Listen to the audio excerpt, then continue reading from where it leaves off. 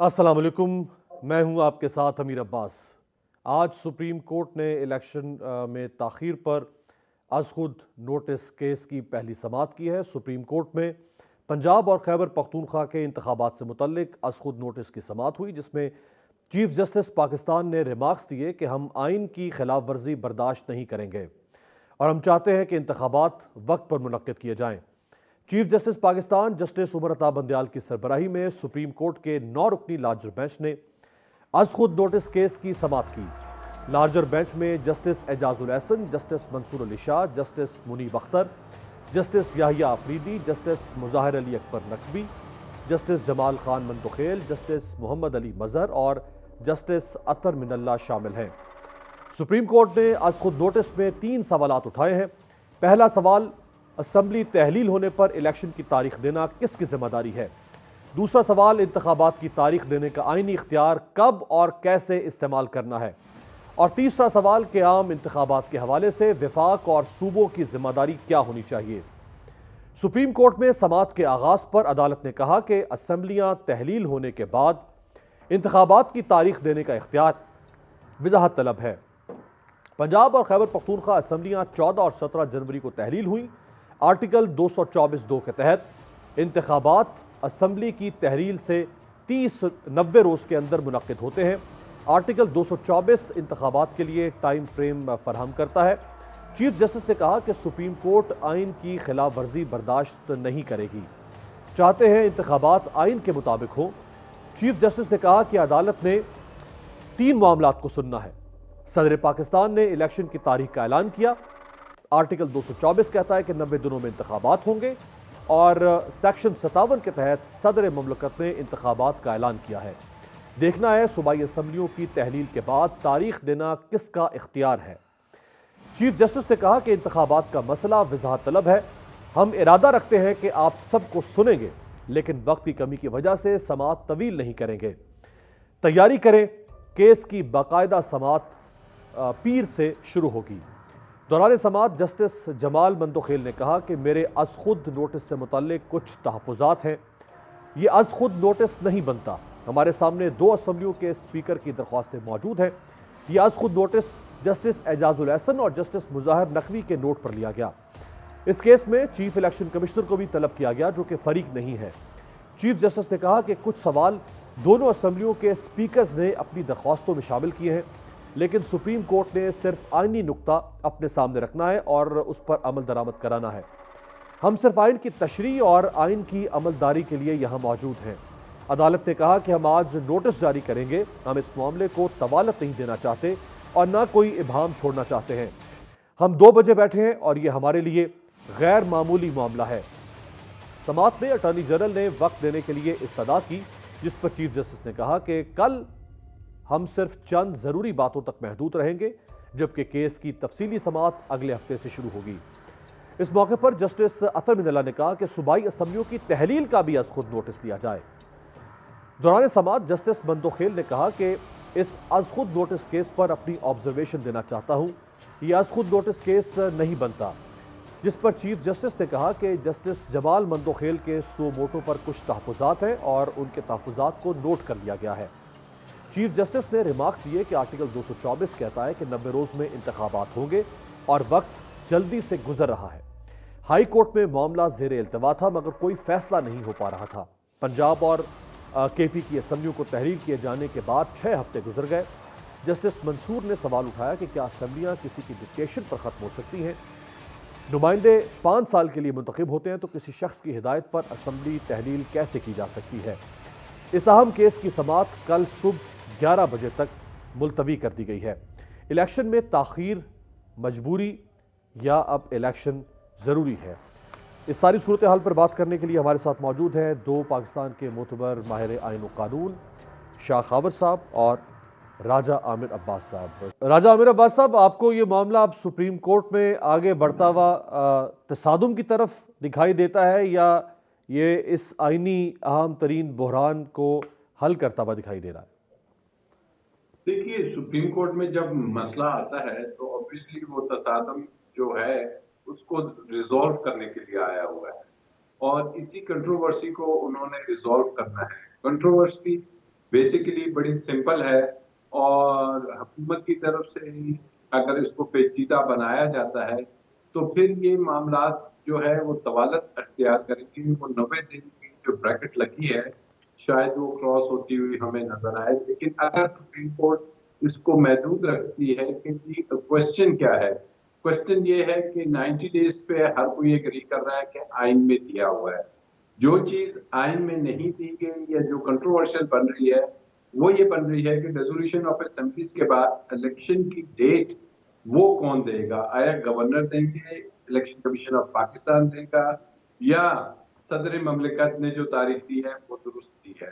तो ये अगर यहाँ तक महदूद रही प्रोसीडिंग्स तो ये तो बड़ी आसानी से जल्द तय होती हुई नजर आती है कि इसको तय कर लिया जाएगा कि जी सुप्रीम कोर्ट डिटरमिन कर देगी ए बी सी कि जी आपने डेट देनी है, डेट आएगी और इलेक्शन कमीशन पाबंद होगा इलेक्शन कराने का। लेकिन इसमें अगर ये दूसरा रुख अख्तियार करता है, जैसे आज बात हुई कि जी जैसे जस्टिस अतर मिनल्ला, जस्टिस मंसूर अली शाह ने बात की कि जी क्यों ना हम देखें कि जी ये जो रेजोल्यूशन ऑफ असेंबलीज थी क्या ये दुरुस्त थी? क्या जो वजीर आला है वो इस तरीके से अगर उनको बाहर से कहा जाए इमरान खान साहब ने या किसी ने, तो वो क्या असेंबलीज को डिसॉल्व कर सकते हैं? ऑल्दो ये क्वेश्चन सुप्रीम कोर्ट के सामने नहीं है और ये क्वेश्चन तब बनता था कि जब असेंबलीज डिसॉल्व हुई थी तो या तो कोई फ्रीक इसको चैलेंज कर देता है कि जनाब ये जो वज़ीर आला ने रेजोल्यूशन का ऐलान किया है ये रद्द किया है, या ये मामला पेंडिंग होता है, या फिर उस वक्त सो मोटो दे दिया जाता। राइट। लेकिन अगर ये चीजें डिस्कस होना शुरू हो गई और फिर हुकूमत की तरफ से जो चीजें हैं वो इस बात पे आ गए दोबारा से कि जी 90 डेज तो दिया हुआ है, लेकिन आज चीफ जस्टिस साहब ने कहा कि हमें बताया जाए कि कौन से एक्सेप्शनल कोई ऐसे सर्कमस्टांसेस हैं कि जिसमें ये 90 डेज की लिमिट को क्रॉस किया जा सकता है। तो आर्टिकल 232 तो बताती है कि जी मुल्क में अगर वॉर लाए, जंग की सी सूरत हो तो तब तो ये इलेक्शंस आगे एक्सटेंड किए, जो इंटरिम गवर्नमेंट्स हैं वो आगे एक्सटेंड किया जा सकता है। क्योंकि यहाँ पे एक और अहम क्वेश्चन आएगा कि अगर इंटरिम गवर्नमेंट्स आती हैं तो 90 दिन के बाद तो वो ऑटोमेटिकली खत्म हो जाती हैं, तो उनकी एक्सटेंशन कैसे होगी? उनके वो अमल जो 90 दिन के बाद करेंगे उनकी वैलिडिटी क्या होगी?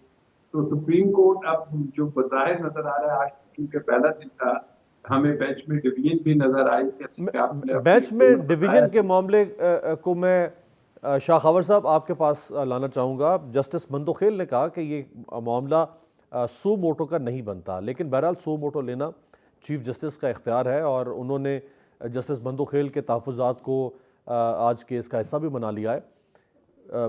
सू मोटो केस तो कायम रहेगा जस्टिस मंदोखेल के एतराज़ के बाद, या ये सू मोटो केस की नौयत भी ख़त्म हो सकती है? देखिए मेरे पास बात यह है कि ये वो मोटो हो या किसी की पिटीशन पे हो, ये जो इख्तियार इस्तेमाल किया है ऑनरेबल चीफ जस्टिस ने वो आर्टिकल 184(3) के तहत किया है, जो कि ओरिजिनल ज्यूरिसडिक्शन है, जो ये कहता है कि जब कोई शहरियों की बुनियादी हकूक का मामला हो और उस पर जो वफाद आमा का मामला हो तो उस पर अस खुद नोटिस भी लिया जा सकता है और किसी की जो है दरखास्त पे भी लिया जा सकता है। और अगर आप कल का चीफ जस्टिस ऑफ पाकिस्तान का ऑर्डर पढ़े तो उसमें उन्होंने इस बात का जिक्र किया है कि ये जो ज्यूरिसडिक्शन वो अस्यूम कर रहे हैं वो दो चीज़ों के ऊपर है। एक तो दो मोअज़्ज़ज़ जज साहिबान ने एक नोट हमें भेजा है और उन्होंने हमें रिकमेंड किया है कि इस पे सुओ मोटो नोटिस ले ले, और उसके अलावा उन्होंने दो पिटीशंस का भी जिक्र किया है कि दो पिटीशंस ऑलरेडी, एक गालिबन इस्लामाबाद हाईकोर्ट बार की भी एक मौजूद है और एक दूसरी भी है, तो उन सब के बेसिस के ऊपर उन्होंने ये नोटिस लिया है जिसपे ये उन्होंने एक 9 रुकनी बेंच तश्कील दिया है। ठीक है, उनके मुअज़्ज़ज़ जज साहब के जो मंदोखेल साहब हैं उनके अपने तहफ़्फ़ुज़ात अपनी जगह पे हैं, लेकिन द फैक्ट रिमेन्स कि ये आर्टिकल 184(3) के तहत ये ज्यूरिसडिक्शन अस्यूम कर ली गई है। शाह साहब इसी में शाह साहब अगर जस्टिस मंदोखेल के तहफ़्फ़ुज़ात पर ही मैं एक और सवाल आपसे ज़िम्नी करूं कि गवर्नर ये फरमा रहे हैं कि मैं तो तारीख दूंगा नहीं क्योंकि मैंने असेंबली डिसॉल्व नहीं की। इलेक्शन कमीशन कहता है मेरा काम नहीं है, ये गवर्नर करेगा। जो निगरान हुकूमत है वो कहती है हमारा काम नहीं है। सदर इलेक्शन कमीशन को कह रहे हैं इलेक्शन कमीशन उस पर एक्ट अपॉन नहीं कर रहा। तो अब जस्टिस बंदोखेल की अगर बात को सामने रखा जाए तो इसका मतलब है ये तो मामला पर 90 दिन गुजर जाएंगे और इंतखाब होगा ही नहीं। अगर इंतखाब नहीं होता तो फिर सुप्रीम कोर्ट अगर नोटिस ना ले तो फिर क्या कौन नोटिस लेगा इसका? नहीं, बिल्कुल नोटिस तो सुप्रीम कोर्ट नहीं लेना है। उसकी वजह यह है कि इस वक्त 3 इदारे हैं जो कि आपस में एक पेज पे नहीं है। सदर मुमलिकत है, इलेक्शन कमीशन है और गवर्नर्स हैं। वो कोई भी जो है, और सदर मुमलिकत ने फिर जो अपना इख्तियार इस्तेमाल कर लिया सेक्शन 57(1) के तहत, वो भी क्वेश्चनेबल है। उसकी वजह यह है कि वो जो सदर का इख्तियार है वो आम इंतखाबात जो रूटीन में होने हैं, कौमी और सूबाई असम्बलियों की मियाद खत्म होने के बाद, वो फिर सदर मुमलिकत उसकी तारीख जो है वो मुकर्रर करते हैं इलेक्शन कमीशन से मुशावरत के बाद। वो भी एक अलग डिबेटेबल इशू है। लेकिन यहाँ पे क्वेश्चन ये है कि जो पंजाब की असम्बली डिसॉल्व हुई है वो आर्टिकल 105 के तहत हुई है, और उसमें जो वजीर आला है उन्होंने एडवाइस दिया है गवर्नर को कि इस आर्टिकल के तहत आप असम्बलीज डिसॉल्व कर दें। लेकिन अगर वो गवर्नर 48 घंटे में असम्बली डिसॉल्व नहीं करते तो फिर ऑटोमेटिकली असम्बली डिसॉल्व हो जाती है। और वो जो आर्टिकल 105 की सब आर्टिकल 3 ये कहती है कि जब गवर्नर वजीर आला की एडवाइस के ऊपर असम्बली डिसॉल्व करेगा तो फिर गवर्नर जो है 90 दिन के अंदर अंदर उसके एक डेट मुकर्रर करेंगे इंतखाबात की और केयर टेकर गवर्नमेंट बनाएंगे।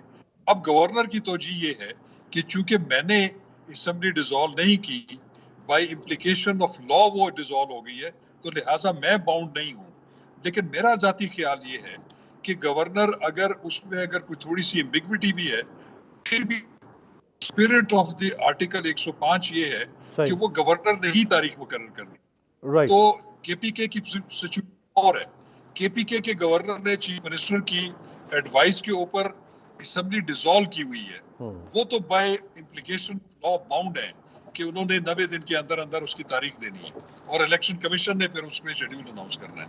तो ये एक दो क्वेश्चंस हैं जो जिसमें एम्बिग्विटी है, और जब भी कोई आइन और कानून की किसी शिक की या उसके किसी प्रोविजन की इंटरप्रिटेशन की बात होगी शाह साहब आप फरमा रहे हैं कि इसमें एम्बिग्विटी है, तो राजा साहब इसमें जो एम्बिग्विटी है यानी गवर्नर का जवाब, जैसे शाखावत साहब ने उसकी वजाहत की कि वो कहते हैं कि चूंकि मैंने असम्बली डिसॉल्व नहीं की, असम्बली खुद से डिसॉल्व हो गई जो 48 घंटे का वक्त आइन में दिया गया है, लिहाजा मैं उसकी तारीख नहीं दूंगा।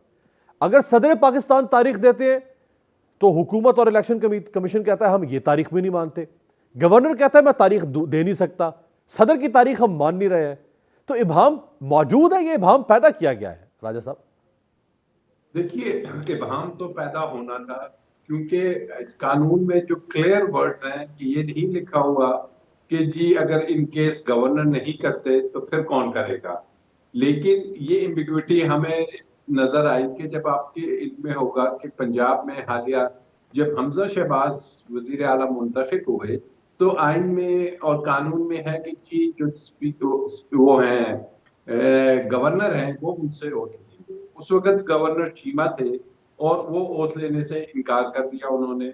तो फिर इस एम्बिग्विटी को दूर करने के लिए अदालतों ने कहा कि अब ये तो एक आईनी जरूरत है कि ओथ भी लेना है और वो आईनी तौर पे वजीर आला बने हैं, तो फिर उन्होंने और तो आइन में नहीं है, रूल्स में नहीं है, तो उन्होंने स्पीकर कौमी असेंबली को कहा कि जी आप ये ओथ ले सकते हैं। और यही क्वेश्चन अब इधर है कि ये कंट्रोवर्सी अगर आई है तो इसको मैं समझती हूँ सुप्रीम कोर्ट बड़े इजीली डिसाइड कर सकती है क्योंकि अभी तक तो जवाबात नहीं आए। लेकिन अगर इलेक्शन कमीशन कुछ और स्टांस लेता है कि हम इलेक्शन करवा ही नहीं सकते, इसमें वफाक को भी फरीक बना दिया गया है और वफाक भी कहते हैं कि जी इन हालात में इलेक्शन हो ही नहीं सकते, और उसके बाद जो पीडीएम है वो भी अगर यही स्टांस लेती है कि जी 90 डेज में पॉसिबल नहीं, तो फिर ये जो सी है प्रोसीडिंग्स ये अपने पॉइंट से हटके, और खासकर आज एक मोअज़्ज़ज़ जज साहब बल्कि एक नहीं दो ने ये बात की कि हम क्यों ना इसमें पहले इस चीज को डिटरमिन करें कि आया जो असेंबलीज की रेजोल्यूशन थी वो resolutions by the chief ministers क्या वो कॉन्स्टिट्यूशनल थी या वो वैलिड रेजोल्यूशन थी। और एक जज साहब का कहना था कि अगर हम समझते हैं कि नहीं वो रेजोल्यूशन ही गलत थी, तो ये फिर बाकी क्वेश्चंस खत्म हो जाएंगे इलेक्शंस वगैरह के, और वो असेंबलियां रिस्टोर हो जाएगी जस्टिस अतर और वो मिनल्ला अपनी और जस्टिस मंसूर अली नेचुरल। शाह ने इसके ऊपर रिमार्क्स जरूर दिए थे। जस्टिस अतर मिनल्ला ने तो सवाल उठाया कि सो मोटो तो उस पर भी, असम्बलियों की तहलील पर भी होना चाहिए, और जस्टिस मंसूर अली शाह साहब ने ये सवाल उठाया कि क्या किसी एक शख्स के कहने पर असम्बली तहलील हो सकती है। शाह खबर साहब, इसमें तो बहुत वाज़ेह है, यानी अगर चीफ मिनिस्टर के पास ये इख्तियार है, शायद कॉन्स्टिट्यूशन का आर्टिकल 112, कि वो एडवाइस भेज सकता है गवर्नर को असम्बली तहलील करने की, इसके ऊपर कैसे सो मोटो नोटिस लिया जा सकता है, या इसको कंट्रोवर्शियल बना के इस पे कैसे सवाल उठाया जा सकता है? देखिए, मैं समझता हूँ कि अभी राजा आमिर अब्बास ने बड़ी एक इम्पोर्टेंट बात की है कि ये जो दो जज साहबान ने जो इस चीज़ के ऊपर रोशनी डाली है कि जो असम्बलियाँ तहलील हुई हैं वो किस बैकग्राउंड में हुई हैं, तो क्या वो वाकई कोई ऐसी वजह थी जिसमें असम्बलियाँ तहलील होनी चाहिए थी। मेरा ज़ाती ख्याल ये है कि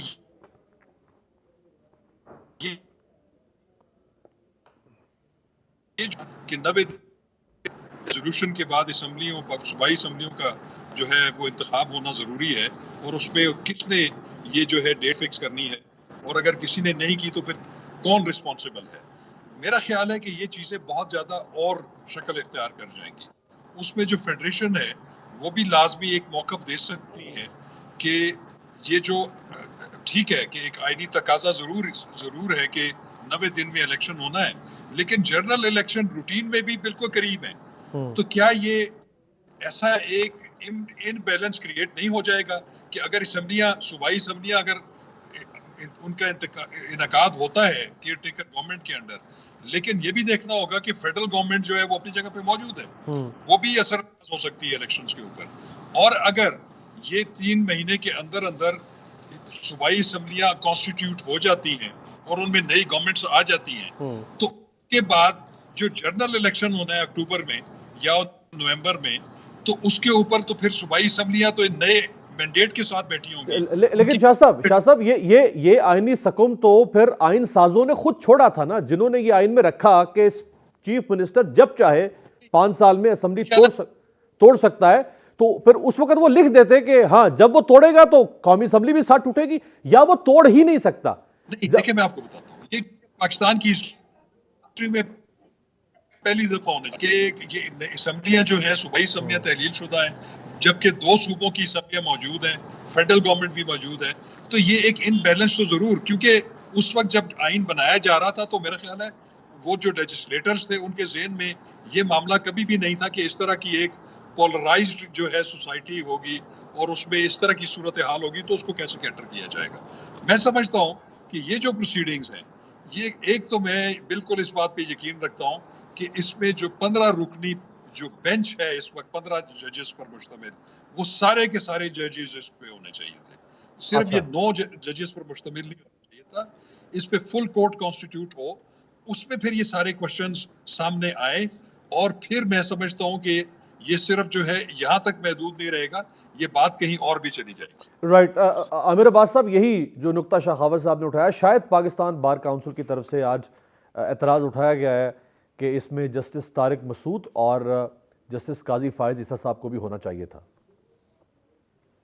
देखिए, अब ये बात जो शाह खावर साहब कर रहे हैं, इसको टैकल किया हमारे हमसाया भारत में, कि आप देखते होंगे कि अक्सर वहां पे सूबों के इलेक्शंस हो रहे होते हैं, जबकि अक्सर नहीं जी, हमेशा ही वहां ऐसा होता है, सारा साल ही इलेक्शन चलते रहते हैं जी। तो कौमी असेंबली के नहीं होते। और नंबर 2, अगर अभी तो चले चंद माह है, अगर 2 साल पहले सूबाई असेंबली तोड़ दी जाए, तो क्या 2 साल आप क्या करेंगे? जनरल इलेक्शंस को पीछे ले आएंगे कौमी असेंबली को, या 2 साल तक केयर टेकर गवर्नमेंट चलती रहेगी? अब आइन में लिखा है केयर टेकर गवर्नमेंट का जो सोल पर्पस है वो उसने इलेक्शंस कराने हैं, कोई वो पॉलिसी डिसीजंस नहीं ले सकते, किसी किस्म का और कोई मेजर डिसीजन नहीं ले सकते। तो इसमें अब सुप्रीम कोर्ट ने री राइटिंग ऑफ कॉन्स्टिट्यूशन तो नहीं करना, वो अपने से कोई आईनी चीज तो नहीं बना सकते।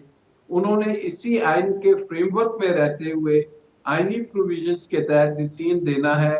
Lahore high court already decide कर चुकी है कि yes, election with in 90 days. तो इलेक्शंस तो 90 दिन की बात है।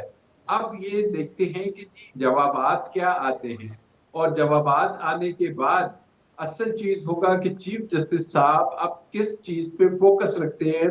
क्या वो इसके जो कैनवस है उसको इतना फैलने की इजाजत देंगे, या लिमिट कर देंगे कि जनाब नहीं, आप आइए बात करें, 90 डेज इलेक्शन होना है।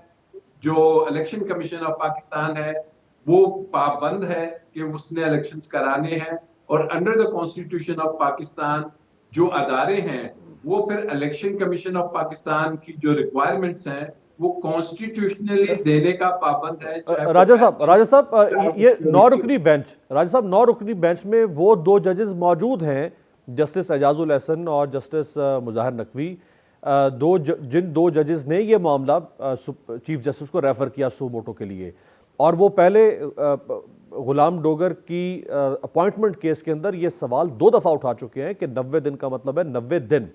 सो उनकी सोच तो हमें नजर आ रही है 2 जजेस की इसमें। देखिए, सोच नजर आ रही है, वो ये समझ रहे थे कि आईने पाकिस्तान ये कहता है। यही वजह है कि उन्होंने फिर सो मोटो के लिए कहा। आपको याद होगा कि जब ये कासिम सूरी का केस हुआ तो सो मोटो तब भी लिया गया था, और उस वक्त कहा गया था कि चंद ब्रदर जजेस जो रात को मिले और उन्होंने ये बात की और उन्होंने सजेस्ट किया कि चीज पे सो मोटो होना चाहिए, तो वहां भी वो जजेस शामिल थे। अगर कोई जज कहता है, ब्रदर जज, कि जी सो मोटो की बनती है केस, तो फिर जो अभी हालिया एक 5 मेंबर की जजमेंट आई है कि जो कि चीफ जस्टिस को कंप्लीटली ये डिस्क्रिप्शन दे देता है कि बेंच कॉन्स्टिट्यूट करना और ये डिसीजन लेना कि ये सो मोटो बनता है या नहीं बनता, ये सिर्फ और सिर्फ चीफ जस्टिस की एक्सक्लूसिव जुरिस्डिक्शन है, पावर है, अथॉरिटी है। तो इसमें तो कोई इबाहम नहीं। तो ये बेंच की कॉन्स्टिट्यूशन पे अगर मसला चला गया तो ये तो अदारे में एक रिफ्ट की बात होगी, फिर तो कल को हर पार्टी कहेगी इसको निकाल। एग्जैक्टली ये बड़ा अहम नुक्ता आपने उठाया, बड़ा अहम नुक्ता आपने उठाया। यही नुक्ता लेके मैं शाह खबर साहब आपके पास आऊंगा। हुकूमत भी इसके खिलाफ प्रोपेगेंडा शुरू कर चुकी है, इस 9 रुकनी बेंच के खिलाफ, और आपकी बार एसोसिएशंस और बार काउंसिल्स भी हमेशा बेंच जो खास तौर पे इस पॉलिटिकल नेचर के पब्लिक इंटरेस्ट के केसेस होते हैं एपेक्स कोर्ट्स के अंदर, उनमें बेंच की तश्कील के ऊपर वो भी एतराज़ उठाती हैं, बल्कि कंट्रोवर्शियल कर देती हैं, जैसे इस बेंच के ऊपर एतराज़ उठा दिया गया है। सो जब बार काउंसिल्स या बार एसोसिएशन ये कहेंगी कि इसमें फलां जजेस नहीं है तो इसका मतलब ये जानिबदार है, फलां है तो ये गैर जानिबदार है, तो फिर आप तो बादी नजर में ये कहना चाहते हैं कि ये सारे जजेस माजरत के साथ इनके ऊपर एतमाद नहीं किया जा सकता। ये सवाल मेरे से कर रहे हैं? जी जी शाह साहब। देखिए, बात ये है, ये बड़ा सेंसिटिव इशू है। बार काउंसिल जो है उनका एक बड़ा कलीदी किरदार होता है।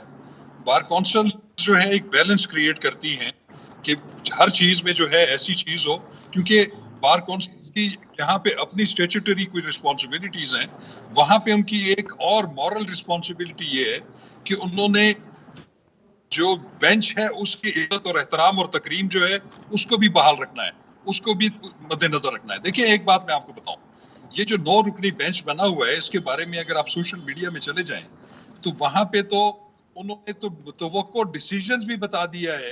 लोग स्पेकुलेट कर रहे हैं कि ये डिसीजन 5 और 4 के मेजॉरिटी के ऊपर मुश्तमिल होगा। देखिए, इन चीजों को रोकने के लिए, ये ऐसी स्पेकुलेशंस को खत्म करने के लिए, मैं अभी भी ये कहूंगा कि जो पाकिस्तान बार काउंसिल का जो मुतालबा है कि उसमें जो 2 सीनियर जजेस को नहीं रखा गया, मैं समझता हूं कि उनको भी रखना चाहिए और इस पे फुल कोर्ट कॉन्स्टिट्यूट होनी चाहिए। वो तमाम जजेस, देखें, इसमें अतर मिनल्ला साहब जो हैं वो मैं समझता हूं कि द मोस्ट अभी रिसेंटली फ्रेश जज अपॉइंट हुए हैं जी। उसके पहले भी जजेस जो हैं वो मौजूद हैं। तो मैं ये कहता हूं कि इस तनाज़े से बचने के लिए कि कल पे इस पे क्वेश्चंस उठे, मैं कहता हूं ये तो फिर हर बेंच में ये एतराज हो सकता है कि कुछ ऐसे जजेस हैं जो रिसेंटली इंडक्टेड हैं, फ्रेश इंडक्शन है। मैं कहता हूं कि इसकी सेंसिटिविटी को समझते हुए ये फुल कोर्ट तश्कील देनी चाहिए, फुल कोर्ट इसके ऊपर बैठे, बिल्कुल आइन की इंटरप्रिटेशन करे, कल उस पे सवालात नहीं उठेंगे। राइट, बहुत बहुत शुक्रिया शाह खाबिर साहब, साबिक जज माहिर आईन कानून, और राजा आमिर अब्बास साहब, साबिक डेप्यूटी प्रोसिक्यूटर जनरल नैब हमारे साथ मौजूद थे। एक ब्रेक पर जाते हैं। ब्रेक से वापसी पर वज़ीर आज़म पाकिस्तान ने जो ऑस्टेरिटी मेजर्स का ऐलान किया है 200 अरब रुपए की बजट के लिए, उस पर बात।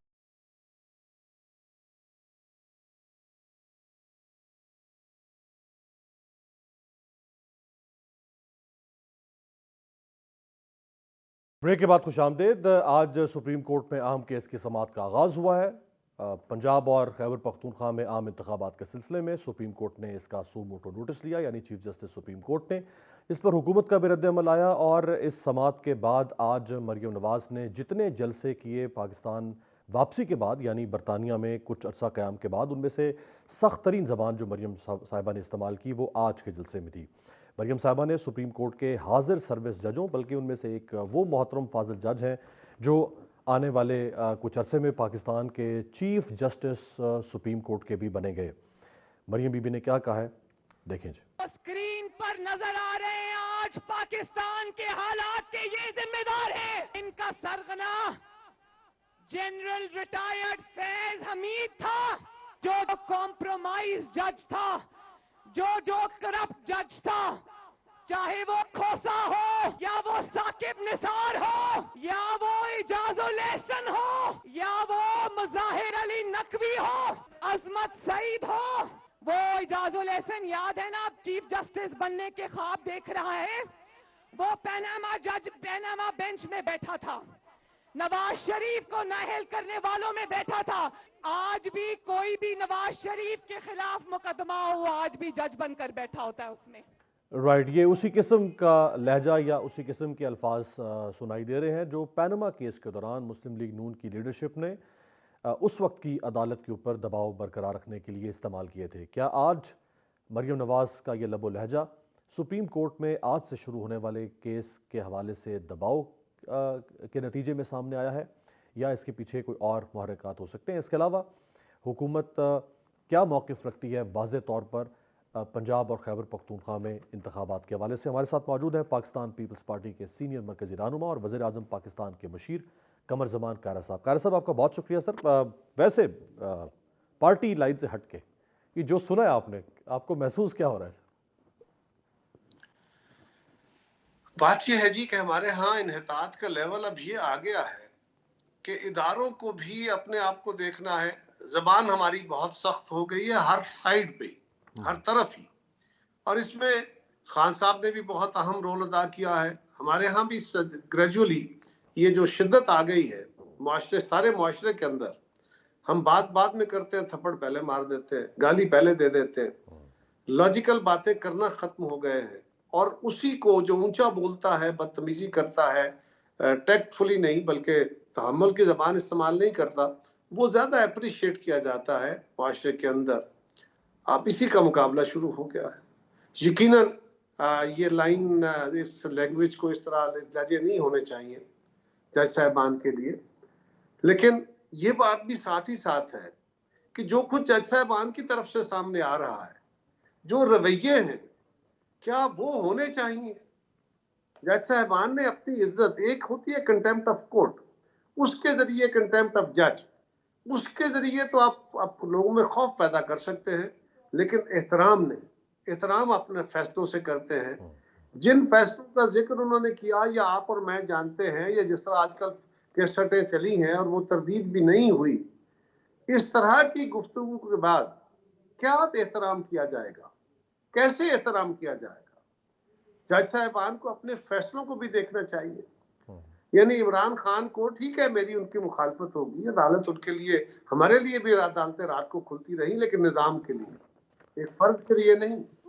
एक फर्द जिसको अदालत बेल कैंसिल करती है, एक अदालत, और वो उससे बड़ी अदालत में दूसरे शहर में बेल लेने जाता है, प्रोटेक्टिव बेल, और 5 दिन अदालत उसका इंतजार करती है, और सुबह से शाम तक कर ली है। ये जो सूरत हाल है, ऐसी सूरत में फिर वो कहाँ क्या किया जाएगा? कायरा साहब देखिए, आग दोनों तरफ से बराबर लगी हुई है। आपसे बात करने का फायदा ये होता है कि आप अपने कोलीग्स की निस्बत बड़े मोतदिल गुफ्तगू करते हैं। आग बराबर लगी हुई है। जैसे आप इमरान खान साहब के केस को रेफर कर रहे हैं, बिल्कुल इसी तरह का एक केस हालिया दिनों में, यानी माजी करीब का, 4 साल इसहाक डार मुल्क से बाहर रहे, अदालत ने इश्तिहारी करार दे दिया, वापस आए, किसी को गिरफ्तार करने की जुर्रत नहीं हुई। सुलेमान शहबाज 4 साल से मुल्क से बाहर वापस आए, अदालत ने रिलीफ दिया। सर ये तो फिर दोनों तरफ से काम चल रहा है ना, अब किसको किसका डाडला कहे। देखिए गुजारिश ये है कि अगर तो रिलीफ उनके केसेस को खत्म करने की सूरत में है सुने बगैर, तो फिर एक और सूरत है। लेकिन अगर उन्होंने आके सलमान शहबाज की हद तक, तो जहां तक मेरा इल्म है कि उन्होंने आके सरेंडर किया और उन्होंने बेल ली। इसहाक डार साहब का भी सूरत हाल कुछ ऐसी ही थी, उनके केसेस खत्म हुए, वो अदालतों ने खत्म किए, वो एक और सूरत है। हमें केसेस के ऊपर एतराज नहीं है, लेकिन जो कंडक्ट ऑफ द कोर्ट है, जो कमेंट्री ऑफ द कोर्ट है, उसके ऊपर तो बहरहाल एतराज होगा ना जी। वो तो बहरहाल काबिल एतराज बातें, उन पे एतराज उठेंगे और जज साहबान को सोचना होगा। जज साहबान को, मैंने तो यही सुना था, मैं को वकील तो हूं नहीं, कि जज बोलते कम हैं सुनते ज्यादा हैं। आजकल हमारे यहाँ जरा रिवाज उल्ट हो गया है। हमारे यहाँ कोर्ट्स के अंदर इस तरह की कमेंट्री होती है जो जजमेंट्स का हिस्सा नहीं होती, जो केस का हिस्सा भी नहीं होता असूली तौर पे, उसके ऊपर कमेंट्स होते हैं और वो कमेंट मीडिया के अंदर प्रोजेक्ट होते हैं और जज साहबान खुद भी देखते हैं। तो उसके मानी क्या होते हैं? वो किसी केस का हिस्सा नहीं बनते, किसी जजमेंट का हिस्सा नहीं बनते, लेकिन आप कंडेम कर रहे होते हैं किसी फर्द, किसी जमात, किसी ग्रुप को, तो उसका तो इमेज लॉस हो रहा होता है।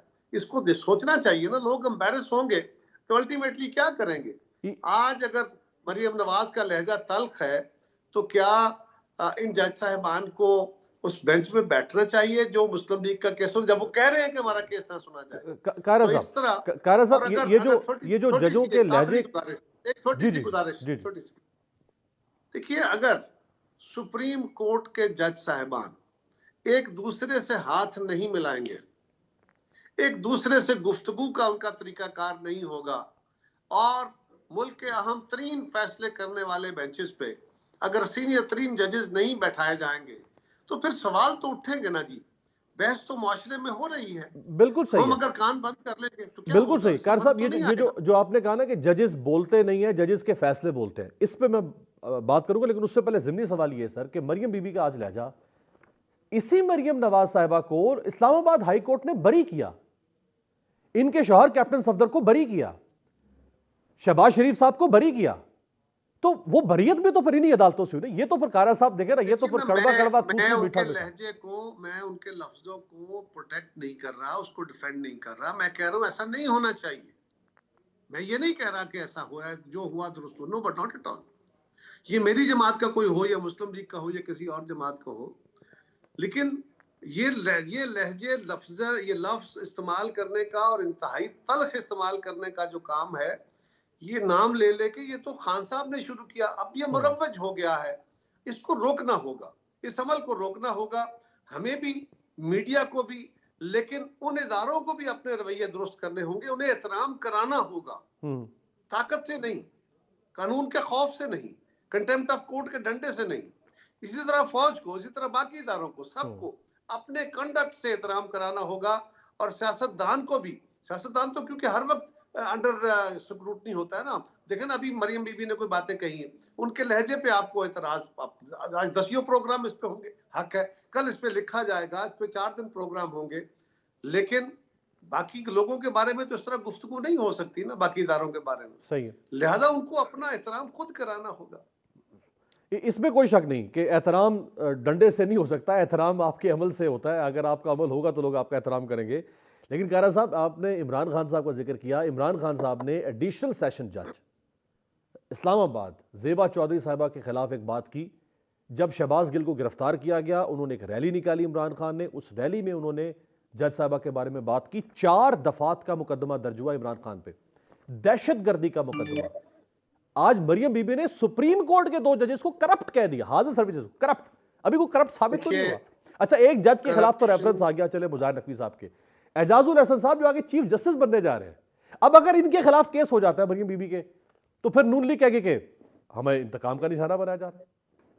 देखिए, गुजारिश ये है कि ये तो मामला, इसका तो वो खुद हिसाब देंगे, लेकिन किसी को बगैर सबूत के करप्ट नहीं कहना चाहिए। ये बिल्कुल दुरुस्त बात है।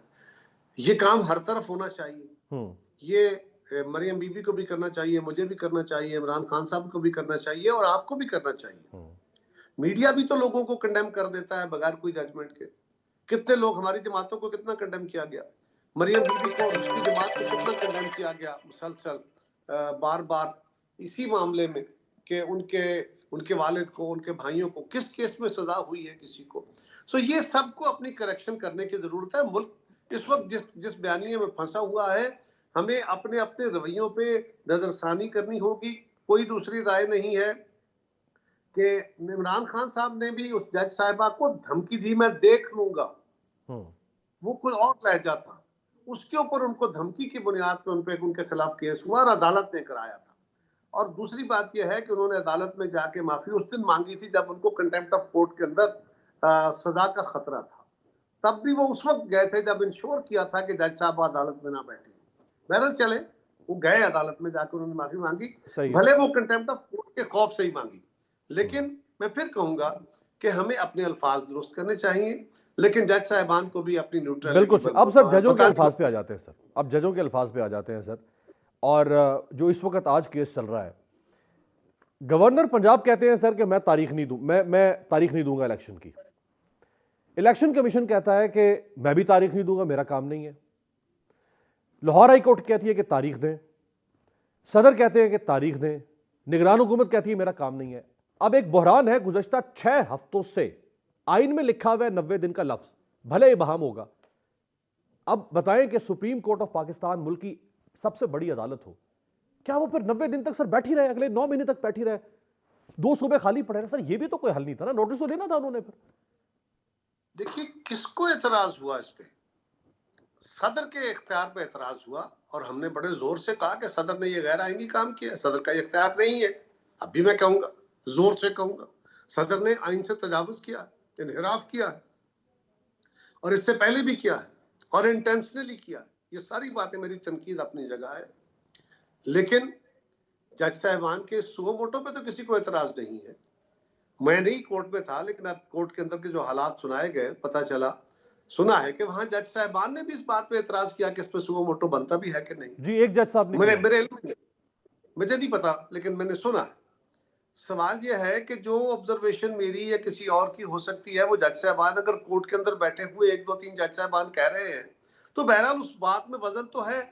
अब रही बात इस बात की कि ये आइन के अंदर दर्ज है, बिल्कुल, और आइन के तहत चलना है, बिल्कुल, कोई दूसरी राय नहीं है इसमें। एक बात याद रखिए, अगर कोई आईनी सुकम आ जाता है या आईनी भाम आ जाता है या कोई ऐसा सूरत हाल बनती है कि उसकी वे फॉरवर्ड आइन के अंदर नहीं है, तो उसके फॉर्म मौजूद है। मसलन आइन के अंदर लिखा हुआ है कि अगर कोई सूबाई असम्बली डिसॉल्व कर दी जाती है तो 90 दिन में इंतखाब होंगे, कौमी असम्बली डिसॉल्व होती है तो 90 दिन में इंतखाब होंगे। ये एक आर्टिकल है, वाज़ेह है, इसमें कोई भाम नहीं। एक दूसरा आर्टिकल है जो पाकिस्तान के हालात को सामने रखते हुए आइन के अंदर दर्ज किया गया, वो इसलिए कि पाकिस्तान में इलेक्शन चोरी होते थे, धांधली होती थी, जालसाजियां होती थी। एक तो इलेक्शन एक दिन में कराने का फैसला कर लिया गया, फिर एक और किया गया कि जो भी हुकूमत वक्त होगी वो खत्म हो जाएगी, उसकी जगह केयर टेकर गवर्नमेंट के तहत इंतखाब होंगे। सही है। अब अगर आप एक क्लास को देख रहे हैं तो इलेक्शन कमीशन को ये भी देखना है और उन हुकूमतों को भी देखना है और नेचुरली उसके अप्रोप्रिएट फोरम्स को भी देखना है जो अदालतें हैं, कि आइन के अंदर ये उस वक्त परसीव नहीं हुआ कि अगर आज वाली सूरत हाल आ जाए, यानी अगर 3 महीने के अंदर इंतखाब होता है जो कि होना चाहिए, और वो इंतखाब कराने के बाद जिसकी भी हुकूमत आ जाए, 2 सूबों में हुकूमतें बन जाएंगी 5 साल के लिए, और 4 महीने के बाद, उसके 4 महीने के बाद या 5 महीने या 3 महीने के बाद अगला इंतखाब आ जाएगा इन्हीं 2 सूबों के अंदर, कौमी असम्बली के पूरे मुल्क के अंदर और इन 2 सूबों में भी, और 2 सूबों के अंदर सूबाई असम्बली का भी। अब इसमें 2 प्रॉब्लम आएंगे। एक तो यह है कि इस वक्त जो मर्दमशुमारी का अमल जारी है, जिस वक्त ये इलेक्शन होगा उस वक्त के करीब उस मर्दमशुमारी का रिजल्ट आएगा और जो उसकी हल्का बंदी होगी, तो 2 सूबों के अंदर नई हल्काबंदियां, नई मर्दमशुमारी होगी और इन 2 सूबों के अंदर भी कौमी असेंबली का इंतखाब फिर होगा। चेंज हो जाएगा। कारय साहब यहाँ एक क्रिटिकल मेरी क्वेश्चन है, आखिरी एक क्रिटिकल क्वेश्चन, एक मुख्तसर ब्रेक से वापसी में में। बड़ी अहम बात अभी रह गई सर मैं वापसी पे, ब्रेक से वापसी पे कारय साहब हमारे साथ मौजूद।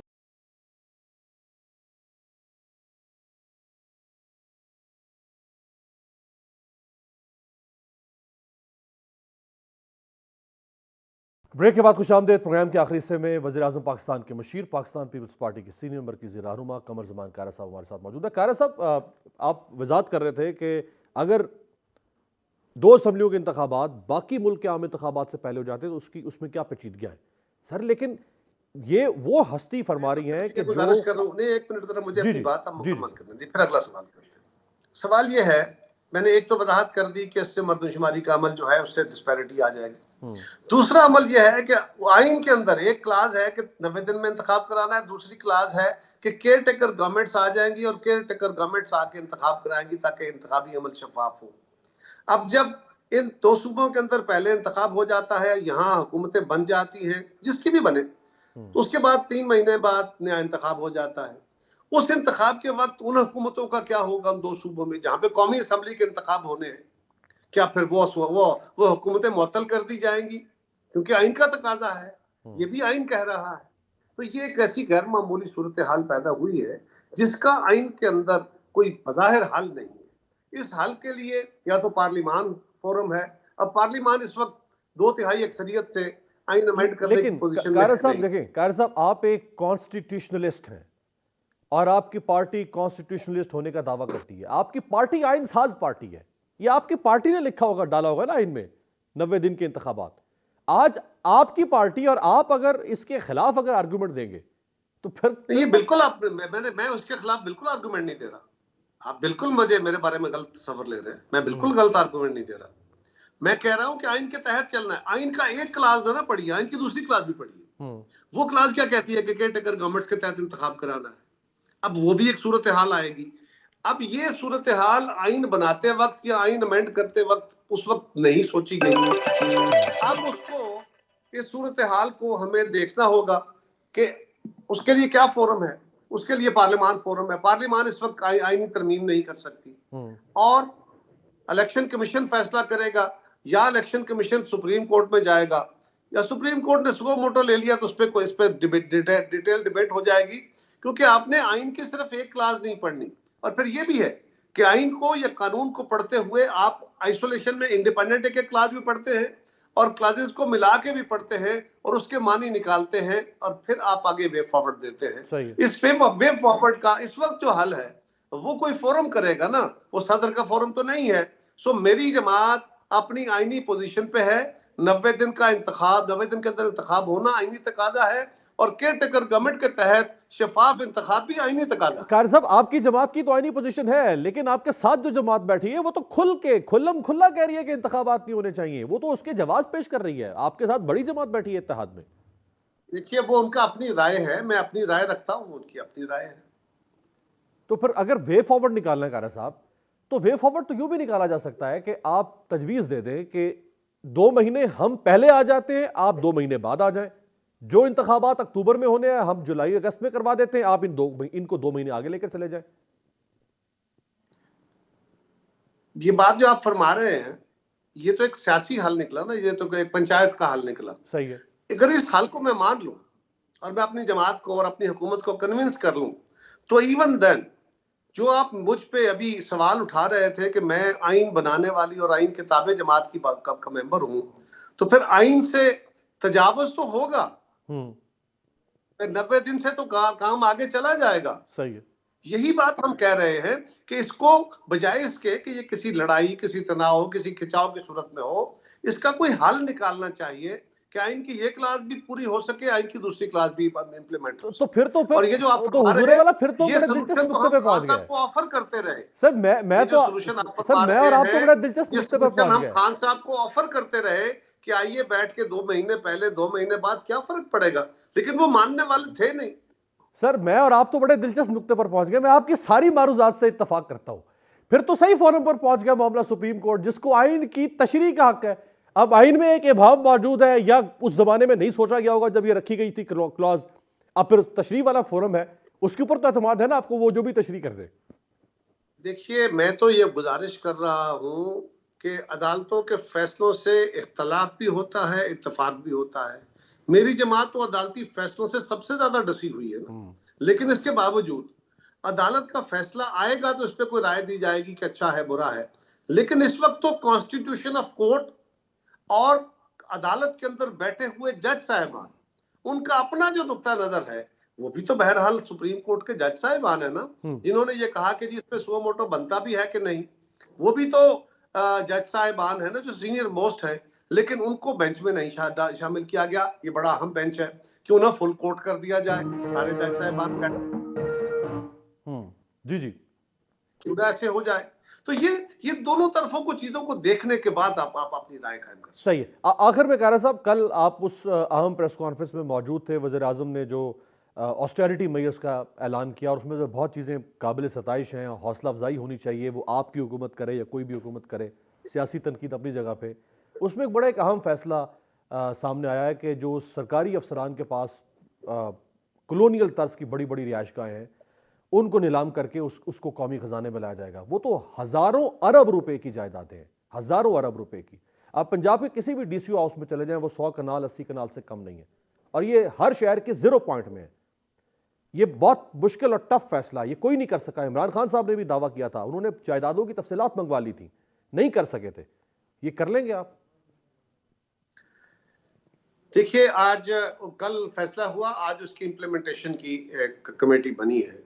इस फैसले में जो हमने किया है, इसमें 2 इश्यूज हैं जो हमने रिजॉल्व करने हैं।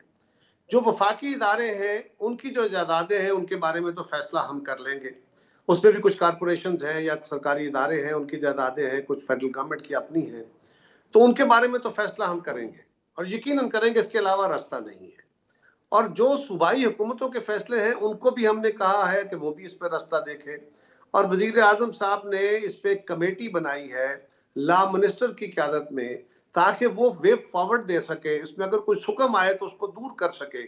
और ये देखिए ना, इसका कॉन्सेप्ट है क्या कि अगर हम ये कर लेते हैं कि इससे